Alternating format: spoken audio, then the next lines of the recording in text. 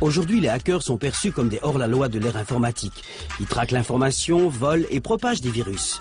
Ils véhiculent une image plus que négative. Mais leur objectif n'a pas toujours été de nuire à autrui.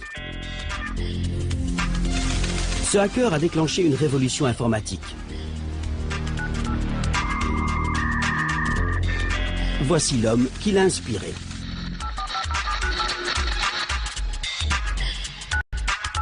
Et là, le hacker qui a suivi leurs traces et en a payé le prix.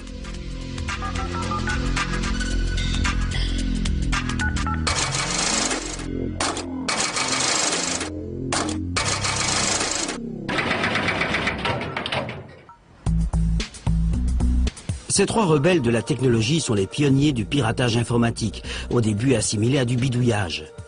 Pour Steve Wozniak, le bidouillage repose principalement sur l'inventivité. On a changé quelque chose pour l'humanité avec ces minuscules ordinateurs.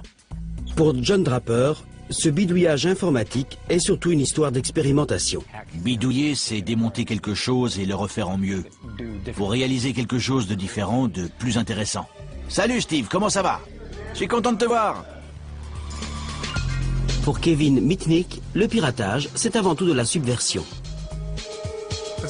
Il s'agit de découvrir des connaissances interdites, de faire des farces, d'essayer d'être plus malin que l'autre. C'est une sorte de défi intellectuel.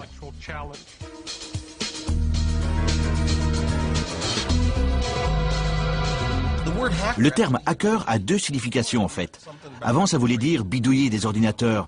C'était des gars qui passaient la nuit sur n'importe quelle machine qu'ils arrivaient à emprunter en essayant de mettre au point le programme parfait. Leurs histoires révèlent comment les hackers, qui étaient d'abord les héros de la révolution informatique, sont devenus des hors-la-loi dans le monde qu'ils ont créé. Hi. Where does this wire go? Well, you see, this is telephone wire. And it's going to run from your house to the big cable on top of that pole. On s'imagine que le piratage concerne essentiellement les ordinateurs, mais ça n'aurait pas été possible sans le réseau téléphonique, et c'est là que le piratage a commencé. En 1970, John Draper vient de terminer son service militaire. Il fait des études d'électronique lorsqu'un jour il découvre un univers secret. Tout commence par un appel téléphonique d'un homme appelé Denis qui promet de lui révéler les secrets d'une nouvelle mode, le freaking. Il a commencé à me parler des freakers. Je lui ai demandé, c'est quoi un freaker? Il m'a expliqué, on joue avec des téléphones. J'ai répondu, j'avais compris, mais qu'est-ce que vous faites avec? Il a dit, on décortique le système. J'ai demandé si on pouvait passer des appels gratuits. Il m'a proposé de passer le voir, il avait 2 amis chez lui qui voulaient me parler. J'ai frappé à la porte. Son père a ouvert, j'ai dit que je venais voir Denis. Il m'a dit de le suivre. Il m'a amené à sa chambre, a ouvert la porte, il faisait tout noir là-dedans. J'ai demandé si on pouvait allumer la lumière. Denis a répondu, ils sont tous aveugles, ils n'ont pas besoin de lumière. On a commencé à discuter et j'ai dit, montre-moi comment vous faites pour passer des appels gratuits. Ça m'intéresse. On savait que c'était illégal, bien sûr. Je suppose que ça faisait partie du jeu. C'était des sensations fortes. Ce n'était pas juste pour arnaquer la compagnie téléphonique. C'était un défi technologique. À une époque où les appels longue distance sont un luxe, les freakers ont trouvé un moyen de les passer gratuitement.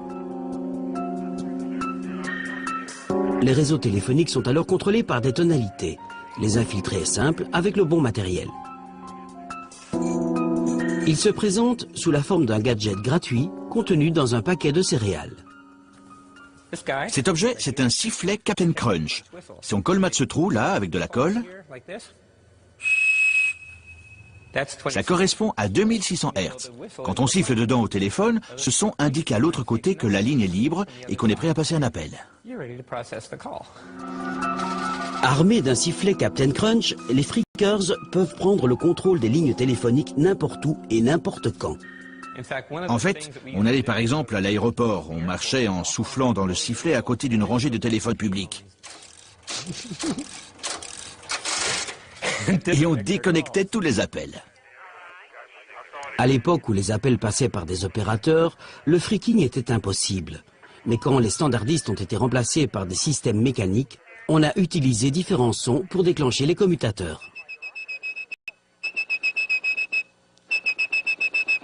Si vous pouviez reproduire la bonne tonalité, comme le freaker aveugle Joe Enegresia, vous pouviez passer des appels à travers le réseau en sifflant. Let's see if I make it this time. This is really hard to do. It sounded like all the tones were present, so the phone should be ringing about now. Okay, it hit the phone. It just takes a little while. Il a même démontré son savoir-faire pour les médias locaux. From his one phone to a town in Illinois and back to his other phone, a 1,000-mile phone call by whistling. Joe Ingressia says he used to do these things because he is fascinated by the technology. Ce sont les précurseurs des hackers, les pères fondateurs. Pour les freakers, tels que Captain Crunch et Denis, le réseau téléphonique est un immense terrain de jeu technologique, plein de sons et de commutateurs à explorer. 30 ans plus tard, ils se sont réunis pour revivre leurs exploits. Salut Denis. Salut. Allez, sors, ça fait longtemps qu'on s'est pas vu. Comment ça va, John? Quoi de neuf? Denis, si on allait s'échauffer un peu, faut que je teste mon nouveau boîtier. La règle d'or était de ne jamais pirater le réseau téléphonique de chez soi. Sinon, la compagnie de téléphone pouvait vous localiser. À l'époque où je traînais avec Denis, on montait dans un van et on roulait au hasard pour essayer de trouver le coin le plus isolé possible. On se planquait là, dans une cabine téléphonique, et on piratait la ligne.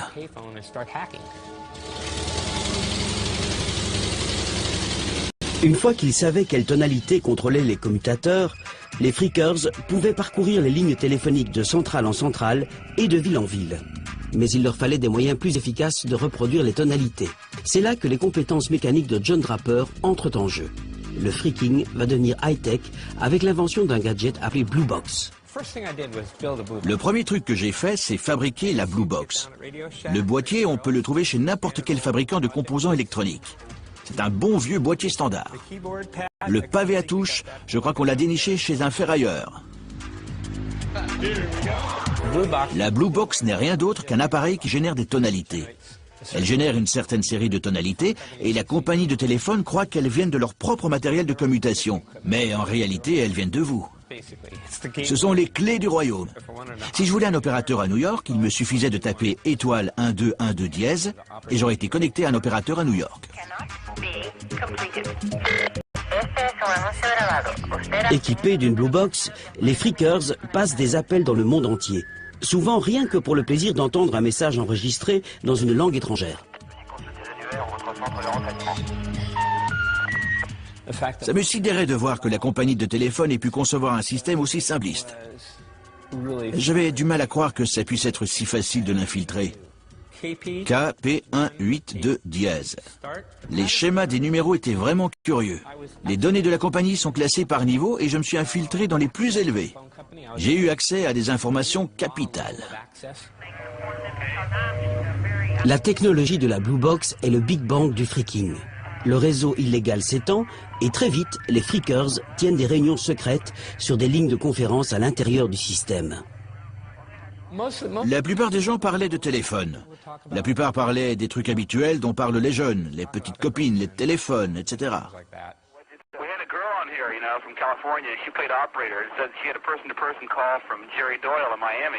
Ces conférences à l'époque, c'était un peu comme les chatrooms aujourd'hui.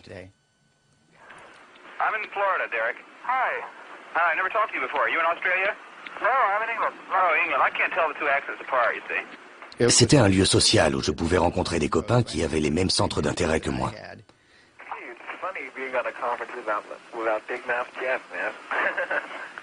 C'était un peu comme une société secrète.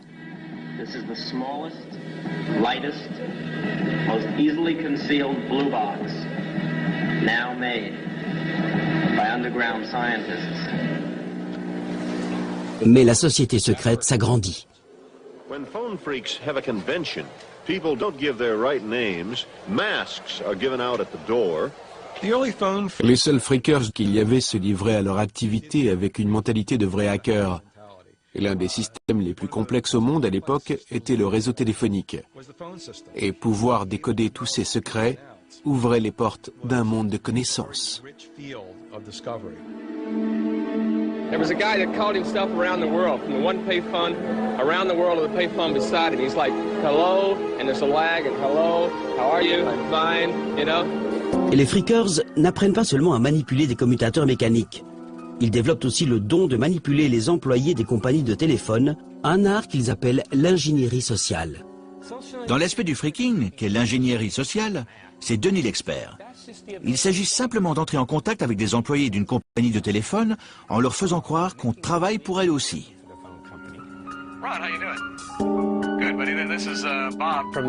Du bureau d'Alpine à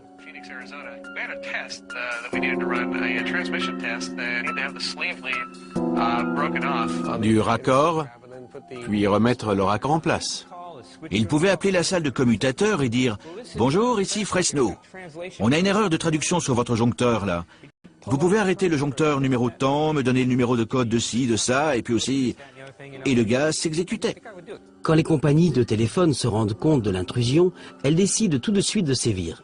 Un certain nombre d'entre nous ont reçu plusieurs avertissements des agents spécialisés de la compagnie de téléphone, des gens qui travaillaient pour la sécurité. Les conférences des Freakers regorgent bientôt d'histoires sur des enquêtes menées par les agents des compagnies de téléphone, en particulier le célèbre Monsieur Duffy.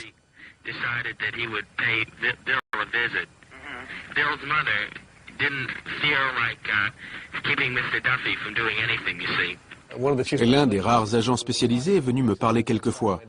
Il a aussi parlé à mon père, dans l'espoir que j'arrête de faire ça, bien sûr.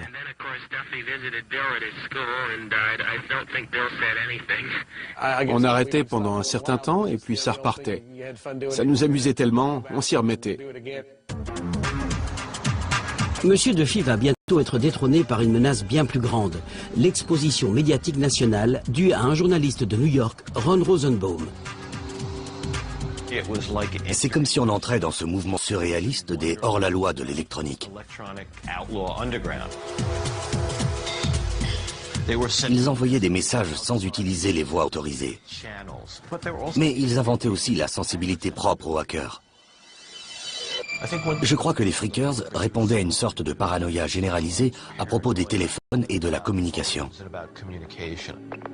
Je crois qu'à cause du mouvement contre la guerre et de la réaction du FBI face à ce dernier, tout le monde croyait que son téléphone était sur écoute. Le téléphone était devenu le point central d'une sorte de paranoïa généralisée sur l'intrusion du gouvernement dans nos vies, le non-respect de la vie privée, ce genre de choses. Rosenbaum réussit à localiser Denis et Joe Negressia, mais Captain Crunch reste insaisissable. Captain Crunch est l'un des grands personnages américains, un fantasme de super-héros de chez nous.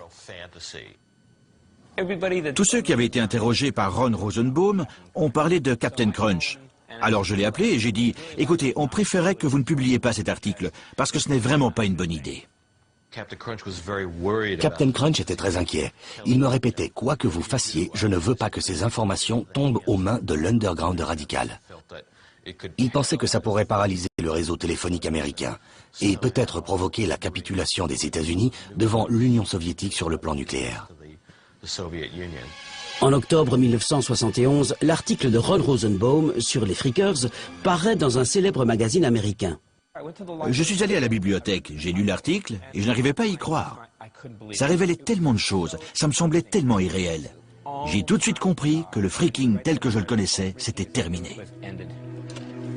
J'ai lu l'intégralité de l'article à Denis au téléphone et on a réuni tout le monde pour l'une de nos dernières conférences call. J'ai lu l'article à tout le monde parce qu'il n'y avait pas forcément accès et ils avaient du mal à y croire. Je leur ai dit, vous avez vraiment fait n'importe quoi. Vous n'auriez jamais dû laisser ce gars vous parler. Vous n'auriez pas dû lui donner toutes ces informations.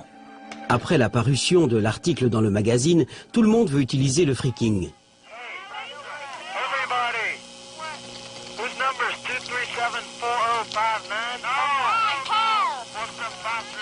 Par la suite, ces parasites se sont multipliés. C'était surtout le fait de gruger qui leur plaisait. Et dans certains cas, l'idée de vandalisme, comme pour des ados. Je fais quelque chose de mal, c'est cool, hein? Mais dans d'autres cas, c'était pour l'argent. In our accelerated program to catch phone freaks, which is more successful all the time, we find that we detect people who are businessmen, we find private detectives, stockbrokers, automobile dealers, we've even found some members of organized crime. Les pionniers du freaking subissent le même violent retour de bâton que les fraudeurs. Des gens à Los Angeles se sont fait arrêter. Des gens à Seattle et à New York ont été interpellés. Des enquêtes ont été confiées aux chambres d'accusation. Ils sont venus chez moi avec un mandat de perquisition et ils ont fouillé mon appartement. Comme j'étais moins impliqué là-dedans que certains, j'ai juste été condamné à 10 jours ferme et 3 ans avec sursis. Évidemment, tous ceux qui se sont fait arrêter avaient mon numéro. À cause de cet article, on a fait de moi le pilier du système. Les autorités ne laissent rien passer. La possession d'une Blue Box peut coûter jusqu'à 2 ans de prison. Il y a eu cette fois où, manque de chance, je me baladais avec. Je descends de la voiture, 3 voitures viennent me bloquer. Une devant la mienne, une derrière et une sur le côté. Un agent du FBI sort et m'attrape direct. Captain Crunch est inculpé par les fédéraux de fraude électronique. Il passera en tout 4 mois en prison. J'étais un vrai pirate, mais pour les téléphones. C'était moi le méchant. Le freaking est mort, mais pas enterré. Une révolution technologique mondiale est sur le point d'exploser. Et Captain Crunch sera là pour inspirer toute une nouvelle génération de hackers. Le piratage a commencé par une exploration du réseau téléphonique. Mais tout va changer avec l'invention de l'ordinateur personnel, ou PC, une révolution technologique inspirée par les hackers eux-mêmes. La clé de toute cette révolution est un jeune étudiant en école d'ingénieur du nom de Steve Wozniak, dont le monde a été chamboulé par la parution de l'article sur la technologie de la Blue Box. C'était l'article le plus extraordinaire que j'avais jamais lu. Ça parlait d'ingénieurs et de gens techniques comme moi qui trompaient les compagnies de téléphone et installaient des réseaux dont l'existence était inimaginable. Wozniak est tellement emballé par l'article qu'il se met à fabriquer sa propre Blue Box. Au début, j'installais des puces de ma propre conception sur une petite carte vide et j'y reliais des câbles en les soudant. Quand la Blue Box a été terminée, certaines tonalités étaient bonnes et d'autres pas. C'est là que j'ai eu besoin d'entrer en contact avec Captain Crunch. Après avoir été démasqué suite à la parution de l'article sur la Blue Box, John Draper fait profil bas. Il a même abandonné ses passages occasionnels à la radio pirate locale. Tout le monde disait que John Draper était Captain Crunch. On a appelé la station de radio pour demander que John Draper nous contacte. Ils ont dit qu'il avait disparu de la circulation après la parution de l'article. Là, on a su que c'était bien lui. 10 minutes plus tard, le téléphone sonne. Je me suis dit, oh là là, ça ne présage rien de bon. C'était lui. Il a dit qu'il venait à Berkeley et qu'il nous retrouverait à la résidence universitaire. J'avais l'impression d'amener le président des États-Unis chez moi. Je me suis embarqué là-dedans sans vraiment savoir ce qu'il se passait. Woz voulait que je lui montre comment utiliser la Blue Box. Il venait d'en fabriquer une. Je m'étais imaginé un gars du style rusé et charmeur. Et quand il a frappé à ma porte, il ne correspondait pas vraiment à l'image que je m'en étais fait. Il m'a dit, c'est moi, Captain Crunch. Je leur ai dit, écoutez les gars, je le sens pas des masses là. Woz a répondu, t'inquiète pas, t'inquiète pas. J'avais l'impression d'être un héros. Je me suis dit que ça devrait aller, parce que j'étais dans une résidence universitaire et que ce serait difficile de localiser la personne qui allait passer l'appel. Woz a demandé si on pouvait appeler le pape. J'ai répondu, je pense que oui. J'ai pris le numéro du Vatican, on a appelé avec la Blue Box et on a demandé à parler au pape. On nous a dit qu'il ne pouvait pas répondre actuellement. Il était 4 heures du matin là-bas. Ce soir-là, j'ai commencé à apprendre des codes grâce à John Draper et d'autres, et aussi des techniques à utiliser. J'ai appris à manipuler les opérateurs. Je me suis entraîné de mon côté les semaines suivantes pour voir ce que je pouvais ou ne pouvais pas faire. Je crois que j'avais un peu peur de me faire attraper. Quelques semaines plus tard, la voiture de Wozniak tombe en panne. Il est avec un ami, Steve Jobs, et heureusement, ils ont leur Blue Box avec eux. On s'est dit qu'on allait essayer d'appeler nos copains à Berkeley pour leur demander de venir nous chercher. Steve a passé l'appel avec la Blue Box, il a eu l'opératrice en ligne, il a eu peur et a raccroché. Il a rappelé, a eu l'opératrice en ligne et a raccroché de nouveau. Et là, un policier est arrivé. Il était dans la cabine téléphonique avec un boîtier à la main. La tuile. Le policier a dû nous prendre pour des toxicos parce que j'avais les cheveux longs. Steve a réussi à me passer la Blue Box que j'ai mise dans la poche de mon manteau. Le policier a demandé ce que c'était. Quand on appuyait sur les boutons, il en sortait différentes mélodies. J'ai dit que c'était un synthétiseur électronique. Le policier a dit, on dirait qu'il joue un peu faux. Il a demandé à quoi servait le bouton orange, celui qui sert à prendre le contrôle sur les lignes téléphoniques. Steve a répondu, c'est pour le calibrage. Le policier a dit, qu'est-ce qui a besoin d'être calibré? Il y avait de quoi avoir peur. On savait qu'on s'était fait attraper. Ils nous ont fait monter dans la voiture, les 2 policiers étaient à l'avant, Steve et moi à l'arrière, et celui sur le siège passager s'est retourné. Le policier a rendu la Blue Box à Woz en lui disant, un gars du nom de Moog l'a fait avant vous. Le synthétiseur Moog. Tandis que Steve Wozniak et Captain Crunch jouent avec des téléphones, les grands des sociétés de Silicon Valley font des progrès remarquables dans la technologie informatique. Mais au début des années 70, les ordinateurs ne sont encore que d'énormes machines impersonnelles au service d'énormes sociétés impersonnelles. Au début, les ordinateurs étaient utilisés pour déchiffrer des codes, suivre des missiles, des applications utilisées par l'armée. C'est véritablement l'origine de l'ordinateur moderne. Puis on est passé aux grosses applications plus complexes de bases de données pour les entreprises.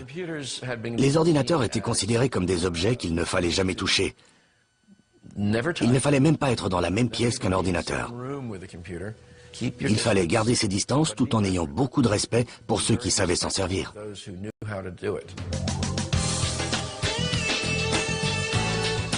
Mais le respect n'est pas toujours de mise. À la fin des années 60, même les ingénieurs en informatique ont une contre-culture. Ils appellent ça le bidouillage. C'est une approche radicale de l'informatique. Les objectifs pratiques passent après ce que les hackers appellent le plaisir fou de l'exploration, un sentiment familier pour les freakers. Le freaking, ça consistait à apprendre à utiliser une technologie, à la cerner, l'utiliser et la développer d'une certaine manière qui, en général, n'était pas accessible au grand public. De la même façon, le piratage informatique consiste à repousser les limites, apprendre à utiliser les ordinateurs et leur faire faire des choses que les gens considéraient comme infaisables. Pour se faire plaisir, les hackers doivent mettre la main sur des ordinateurs, ce qui à l'époque est plus facile à dire qu'à faire.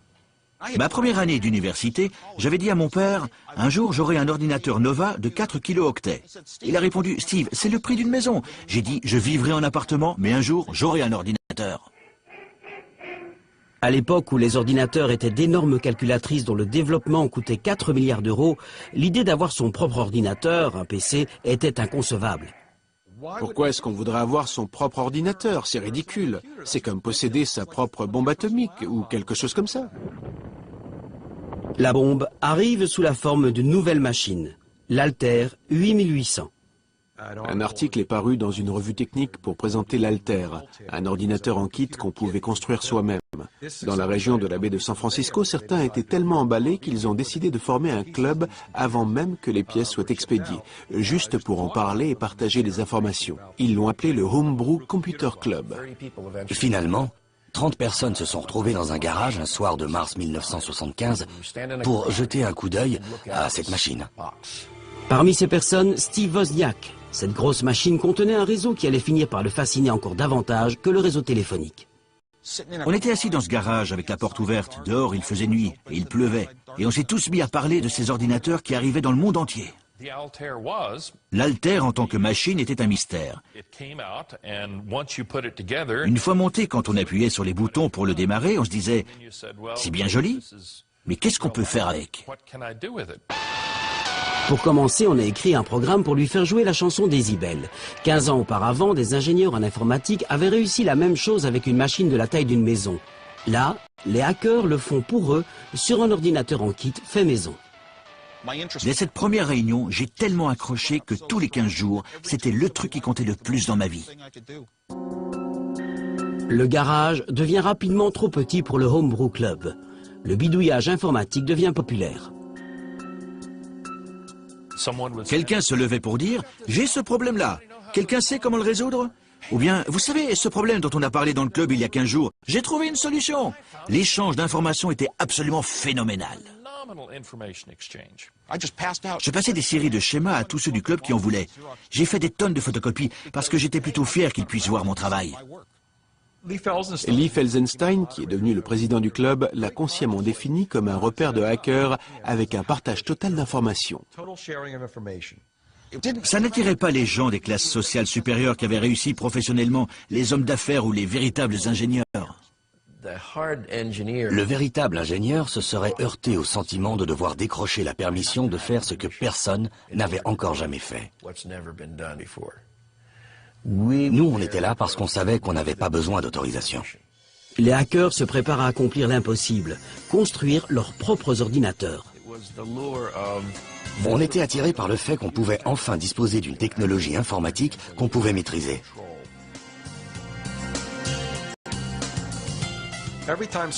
Chaque fois que quelqu'un a amené un ordinateur au club, immédiatement les gens se ruaient dessus pour le démonter pour voir comment ça marchait. Ils harcelaient le concepteur avec des tonnes de questions. Comment ça marche? Pourquoi cette broche est reliée à celle-là? C'est quoi comme type de bus? Poussés par leur fascination pour l'exploration de la technologie, les hackers ne s'intéressent pas vraiment à ce que peuvent réellement accomplir leurs ordinateurs. Personne n'avait de raison concrète de vouloir posséder un PC. Certains inventaient des prétextes, du style faire ses comptes, compiler des recettes de cuisine, gérer des appareils dans la maison. Mais personne ne faisait jamais ça. C'est la culpabilité liée aux fonctions. Est-ce qu'on demande à quelqu'un « Qu'est-ce que tu peux faire avec ton train électrique ?» Non. On joue avec, on s'amuse. C'est marrant de regarder le mécanisme, d'expérimenter des trucs.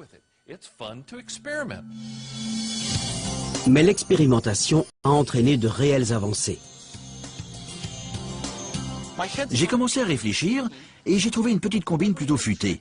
Si je prenais juste un bit de données et que j'effectuais un décalage circulaire, et si je réussissais à conserver un rythme régulier, l'affichage se ferait sous forme de couleurs sur un écran télé. Je suis convaincu que tous les éléments vraiment importants qu'on a aujourd'hui sur nos ordinateurs ont pour origine les hackers. Les membres du Homebrew Club font faire des choses incroyables aux ordinateurs. Ils leur font jouer de la musique, ils créent des jeux, des graphismes et des programmes de dessin. Au Homebrew Club, c'est l'apogée du bidouillage.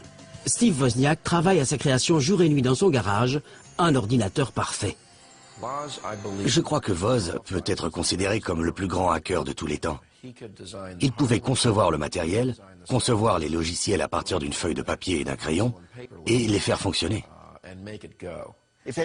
Si quelqu'un regardait mes circuits, il commençait à se dire « Ce gars ne conçoit pas d'éléments simples comme on nous l'apprend ». Il voyait des choses que les autres ne voient pas, et reliait des choses entre elles là où les autres ne pouvaient pas.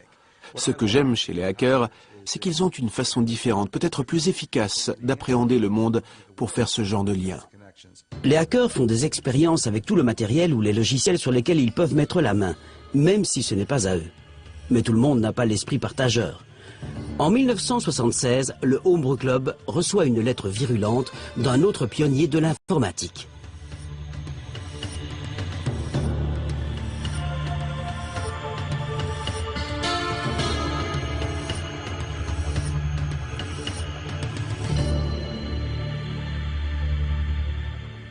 Dans ce qui est devenu un moment clé de l'histoire de l'industrie informatique, Bill Gates a écrit une lettre exprimant sa colère aux membres du club. Ça voulait dire « J'ai travaillé là-dessus, vous ne pouvez pas le distribuer, ce n'est pas gratuit, ça représente du travail. » La lettre de Bill Gates présage des temps à venir. Les PC vont devenir une affaire florissante, comme le découvre Steve Wozniak. Ce qu'il a inventé dans son garage devient le premier ordinateur Apple. Quand il a inventé l'Apple I, il se fichait totalement d'inventer un produit. Il voulait juste un ordinateur qui fonctionnerait comme il le souhaitait, qui disposerait de toutes les particularités et toutes les caractéristiques conceptuelles qu'un amateur d'informatique aimerait avoir. Steve Jobs, son ami de fac, qui ne concevait ni matériel ni logiciel, lui a dit « Tu sais quoi ? On pourrait essayer de les vendre. » Et Woz a dit « Ouais, cool !» La nouvelle société de Wozniak et Jobs donne rapidement suite à l'Apple I, avec l'Apple II. L'ordinateur pour s'amuser de Woz devient le produit commercial le plus en vogue du moment. L'Apple II présente pour la première fois un ordinateur contenu dans un boîtier en plastique, comme une chaîne hi-fi ou un poste radio. On le ramène chez soi, on l'allume et ça marche. En assemblant les premiers Apple à la main dans la chambre de Woz, l'entreprise était risquée. Mais chez Apple, le bilan dit rapidement tout autre chose. Steve m'a appelé et m'a dit « Tu sais quoi ? J'ai une commande d'un montant de 30 000 €. On avait mis chacun quelques centaines d'euros en se demandant si on allait récupérer notre argent. Et il me dit qu'il a une commande à 30 000 €. Ça a tout chamboulé. 1982. Les ventes d'Apple rapportent déjà plus de 350 millions d'euros annuels. Mais le piratage et les affaires ne sont pas compatibles. Les jours du Homebrew Computer Club sont comptés. J'ai encore dû aller à quelques réunions du club, mais c'est devenu de moins en moins important dans ma vie. Le plus important, ça devenait Apple Computer, la société. Je devais consacrer mon énergie à plein temps à des choses qui allaient dans les produits vendus. Avec des sociétés comme Apple en train de se former et de devenir des affaires sérieuses, on a commencé à garder certaines choses secrètes. On ne pouvait pas divulguer à des membres du Homebrew Computer Club ses plans de production ou le projet sur lequel on travaillait. Il pouvait y avoir des concurrents qui auraient dit « Apple est en train de faire ça, montons un projet similaire ». Je crois que ça a mené à la fin du Homebrew Computer Club.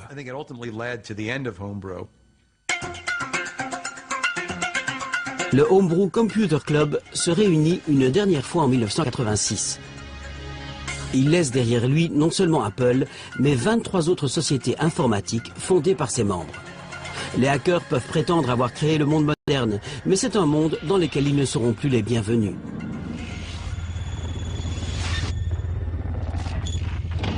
Le 15 février 1995, une chasse à l'homme ayant duré 2 ans prend fin quand des agents armés du FBI localisent un criminel recherché dans un immeuble en Caroline du Nord. Le piratage informatique est sur le point de devenir un métier hors la loi. FBI, ouvrez la porte. J'ai un mandat d'arrestation. Vers 1h30 du matin, on a frappé à ma porte. Je n'ai même pas regardé l'heure à ce moment-là. Si j'avais su quelle heure il était, je n'aurais même pas répondu. J'ai demandé qui c'était et ils m'ont dit FBI. Le FBI vient arrêter Kevin Mitnick, un hacker de 32 ans, devenu l'ennemi public numéro 1, suite à ses intrusions dans les ordinateurs des autres. Kevin était pour ainsi dire au mauvais endroit au mauvais moment, pour de nombreuses raisons. Internet était en train de décoller. Les enjeux étaient plus importants à l'époque. Et je crois que pour les médias et une partie du gouvernement, Mitnick faisait un excellent bouc émissaire. C'était l'homme à abattre.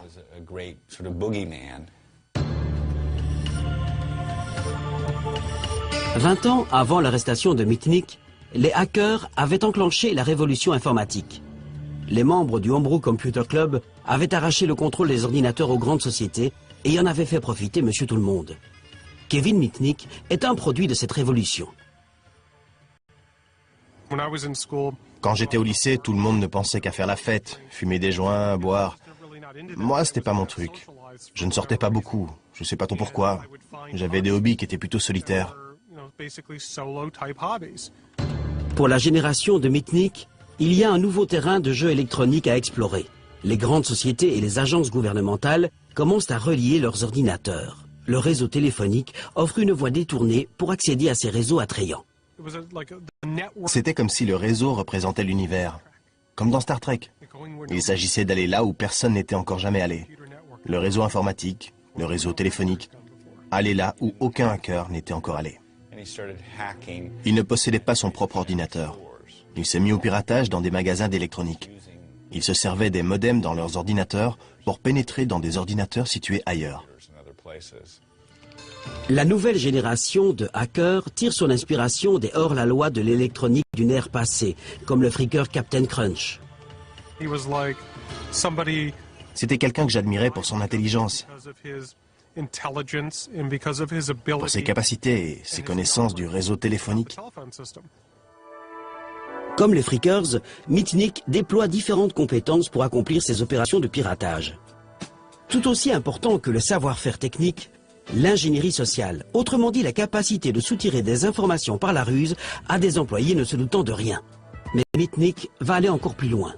À 17 ans, avec des amis, il réussit à bluffer le gardien pour entrer dans le central d'un opérateur téléphonique et voler d'importants manuels techniques. C'était comme se retrouver dans un magasin de bonbons. On voulait lire tous les manuels pour comprendre comment marchait ce système. Le délit lui vaudra une première condamnation de 3 mois de prison ferme et 1 an avec sursis. La compagnie de téléphone était contrariée, parce que quelqu'un avait eu le culot de faire ça en déjouant leurs procédures de sécurité, qui se sont révélées inefficaces. L'arrestation de Mitnick annonce la tendance pour l'avenir. Kevin a continué à avoir des ennuis. Il possédait cette capacité vraiment remarquable à se faire arrêter en permanence. Mitnick n'est pas le seul à avoir des ennuis. NASA officials in Huntsville realized in late June unauthorized people had recently and repeatedly penetrated a computer at Marshall Space Flight Center. They were smart enough to, in effect, erase the log-in, log-out file. The hackers, as they call themselves, were not only smart, they were arrogant. They left messages on the computer, such as, "You can't catch me." C'est pratiquement quelque chose d'inné. Je crois que certaines personnes sont programmées pour être des hackers et d'autres pas. On peut le voir chez les enfants, certains s'intéressent aux ordinateurs et disent qu'ils ont enfin trouvé un moyen d'exprimer une certaine partie d'eux-mêmes. The phone taps led the FBI to the homes of 4 teenagers, all of whom attend an exclusive high school. That's where Michael Strickland says he got the NASA computer number. And it was listed on the list as a regular Huntsville modem number, which was obviously a mistake, but I just decided to give it a call. The term hacking. L'expression piratage informatique a commencé à subir l'influence négative de gens qui ne possédaient pas l'esprit hacker et procédaient à des intrusions.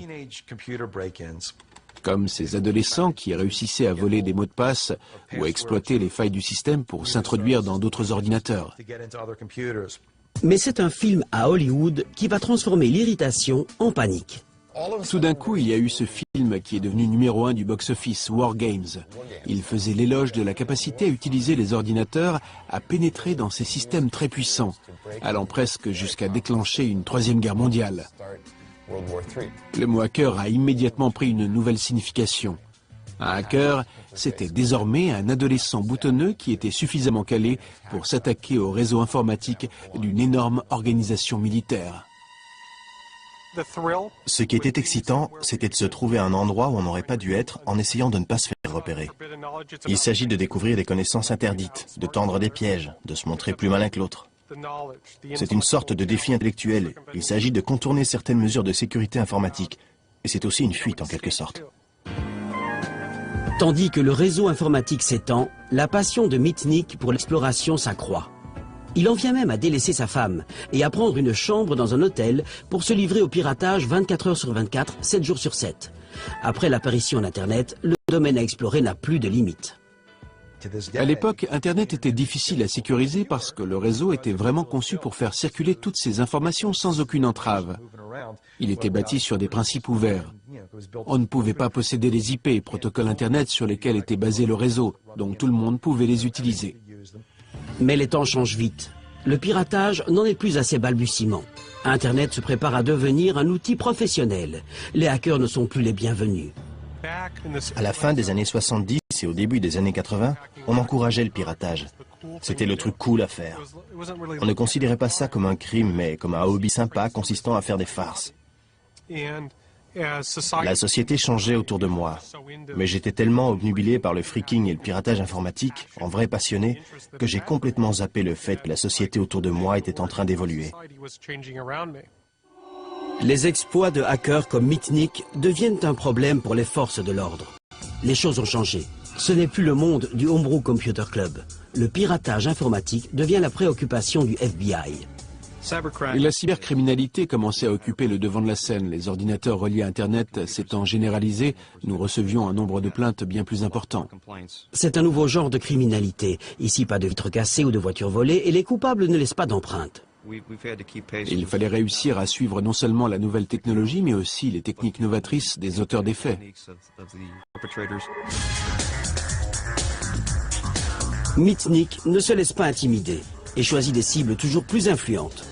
En 1988, il pirate le réseau d'un géant des sociétés informatiques et copie des détails d'un logiciel top secret. Très vite, le FBI est à ses trousses.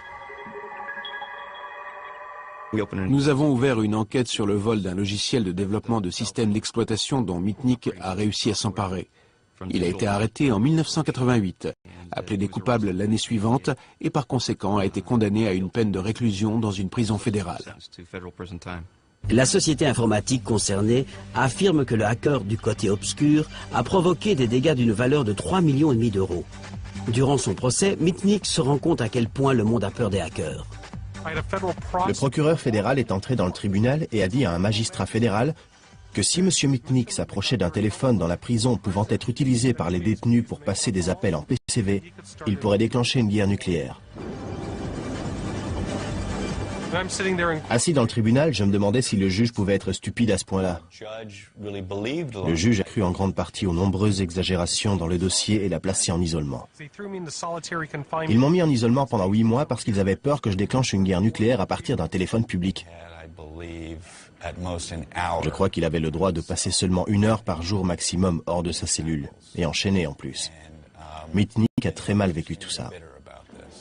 En 1989, après 1 an de prison, Mitnick est placé en liberté surveillée. il a l'ordre d'effectuer une cure de désintoxication pour ce que le juge a appelé sa dépendance à l'informatique. Finalement, il est autorisé à rentrer chez son père, mais il fait l'objet d'une surveillance. L'opérateur téléphonique avait mis sur écoute les 3 lignes téléphoniques dans l'appartement de mon père. J'ai voulu découvrir qui était derrière tout ça et pourquoi. J'ai trouvé qui étaient les enquêteurs de la compagnie de téléphone qui avait installé ce matériel. J'ai moi aussi commencé à recueillir des renseignements. Et comment on recueille des renseignements? En interceptant les communications. J'ai réussi à récupérer les mots de passe de leur système de messagerie vocale, comme le répondeur que les gens ont chez eux. J'écoutais les messages en essayant de récupérer toute information me concernant s'ils parlaient de moi. Le gouvernement a considéré qu'il s'agissait d'une intrusion dans un système informatique. Ils ont établi un mandat parce que j'avais enfreint les règles de ma liberté conditionnelle. Ça m'a tellement énervé que je leur ai dit « Attrapez-moi si vous pouvez ». Quand le FBI vient arrêter Mitnick en 1992, il a disparu. Il a pris la fuite parce qu'il ne faisait confiance ni au gouvernement ni au FBI. Il pensait que s'il leur parlait, il le remettrait en prison et il se retrouverait directement en isolement. Il était prêt à tout pour ne pas retourner dans cette cellule.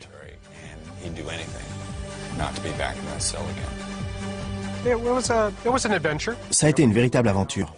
J'ai débarqué dans une autre ville. Je suis d'abord allé à l'hôtel. Après, je me suis trouvé un appartement. J'ai trouvé un emploi dans un cabinet d'avocats et j'ai recommencé à zéro. Bien sûr, il a fallu me construire un passé. Je l'ai fait moi-même en me construisant de fausses références, une fausse identité, pour pouvoir subvenir à mes besoins. En fait, j'ai téléchargé toutes les coordonnées de ceux qui avaient obtenu un diplôme en informatique, et puis j'ai cherché un nom qui me plaisait. Et là, j'ai vu ce nom, Eric Weiss. Je savais que c'était le véritable nom du célèbre prestidigitateur Harry Houdini. J'ai travaillé dans un cabinet d'avocats de Denver pendant un peu plus d'1 an sous le nom d'Eric Weiss. Et ce qui a causé ma perte, c'est que j'ai pu continuer à m'adonner à mon hobby, le hacking. Mitnick pouvait s'introduire dans un système en appelant des gens de son portable pendant qu'il rentrait chez lui à pied.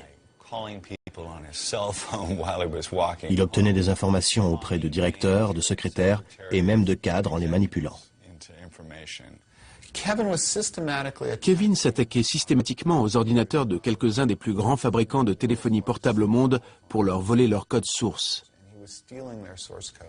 Mitnick pirate désormais dans un but, garder un peu d'avance sur la police.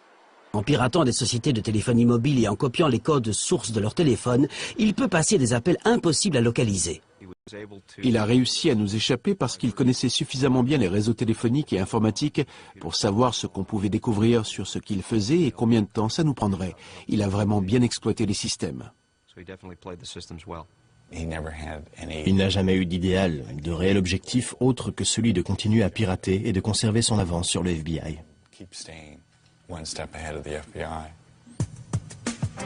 La réputation de Mitnick grandit rapidement. Durant l'été 1994, l'incapacité du FBI à attraper le pirate d'Internet fait la une, grâce au journaliste John Markoff. C'était simplement une bonne histoire, celle d'un homme qui a déjà été arrêté et qui a réussi à utiliser ses compétences pour esquiver les forces de l'ordre. C'est une histoire intéressante. Il a créé le mythe Kevin Mitnick, le gangster du cyberespace. Je crois qu'il y a eu plus de 60 allégations de sources inconnues présentées comme véridiques. J'aurais piraté le système du commandement de la défense aérospatiale de l'Amérique du Nord, créé de faux communiqués dans une grande banque ou mis le FBI sur écoute. Le portrait de Mitnick, dressé par Markoff, exploite les peurs grandissantes des entreprises et du grand public qui commencent tout juste à s'habituer à l'idée d'une vie en ligne. C'était l'époque où l'on parlait beaucoup d'Internet. Le web faisait son apparition et les gens disaient « je peux me servir de ça dans ma vie quotidienne et ma vie professionnelle ».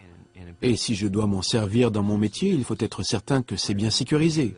Lorsqu'il s'agit de millions d'euros, les informations sur les clients ou la société ne doivent pas être accessibles à tout le monde sur Internet. Il faut s'assurer que seules les personnes autorisées vont en prendre connaissance.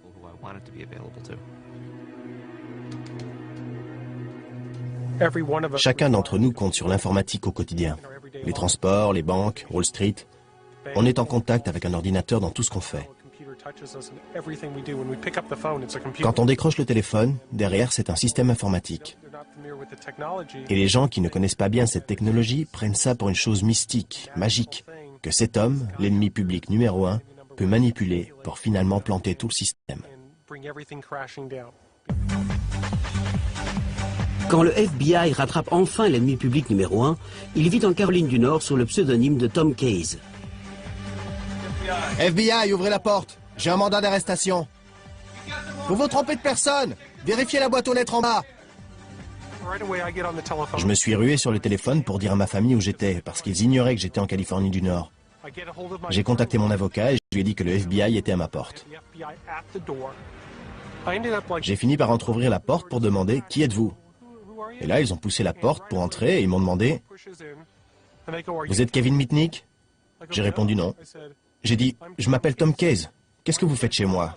Vous ne vérifiez pas les boîtes aux lettres avant de faire irruption chez les gens ?» J'ai joué le type innocent en colère. Je leur ai demandé s'ils avaient un mandat de perquisition. Ils ont dit « Oui, si vous êtes Kevin Mitnick. » J'ai dit « Non, ce n'est pas moi. Où est votre mandat de perquisition ?» Et finalement, ils ont dit « On voudrait vous emmener au poste pour relever vos empreintes et voir si vous êtes bien Kevin Mitnick. » J'ai répondu « Oui, d'accord, bien sûr. Donnez-moi votre carte et dites-moi à quelle heure vous voulez que je vienne demain matin, j'y serai. » Ils ont dit « Non, on va vous y emmener maintenant, pas plus tard. Allez, arrêtez-le, passez-lui les menottes. » Et ils m'ont arrêté. Mitnick retourne derrière les barreaux. Cette fois, il fait face à 25 poursuites pour piratage téléphonique et informatique. Le dossier est tellement complexe que Mitnick va passer 4 ans et demi en prison avant d'être jugé. Il a été jeté dans une prison du comté et passé à tabac. Beaucoup de choses ont été faites pour montrer à Kevin que le gouvernement ne reculerait devant rien. Les autorités lui ont fait comprendre qu'il pourrait être inculpé dans différentes juridictions et qu'il pourrait bien faire face à plusieurs procès.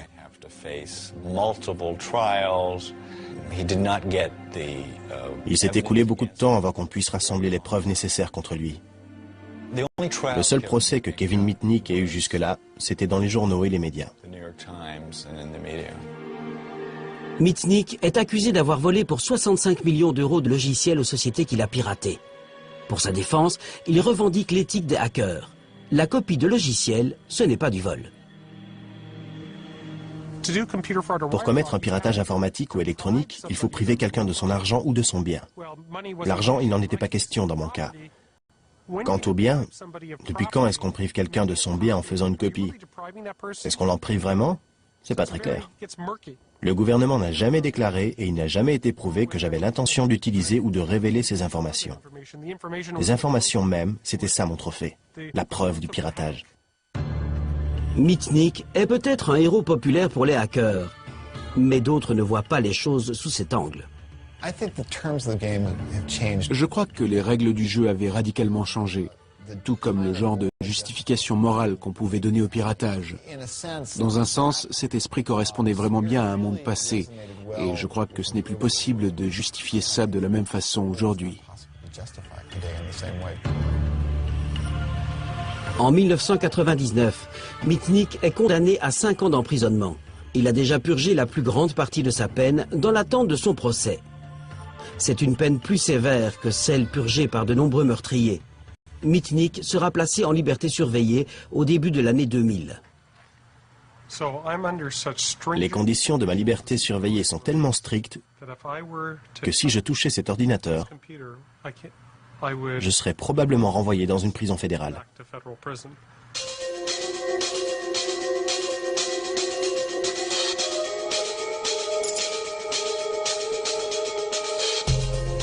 Si Kevin Mitnick n'a plus le droit de toucher à un ordinateur, il peut encore retrouver ses héros, Captain Crunch et Steve Wozniak. Prétendre que les hackers sont une menace pour notre vie, notre sécurité, notre argent et tout le reste, c'est dramatisé. En fait, les gens ne comprennent pas les esprits curieux.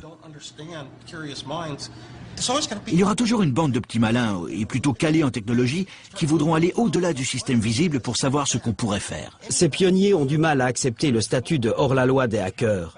Mais le monde a changé. Il ne reste plus que les bons souvenirs et les reliques de la bonne vieille époque. C'était il y a 30 ans, 40 ans, quelque chose comme ça. Ça te rappelle de vieux souvenirs?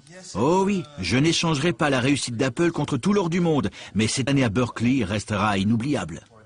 Et avant ça, il y a eu le sifflet de Captain Crunch.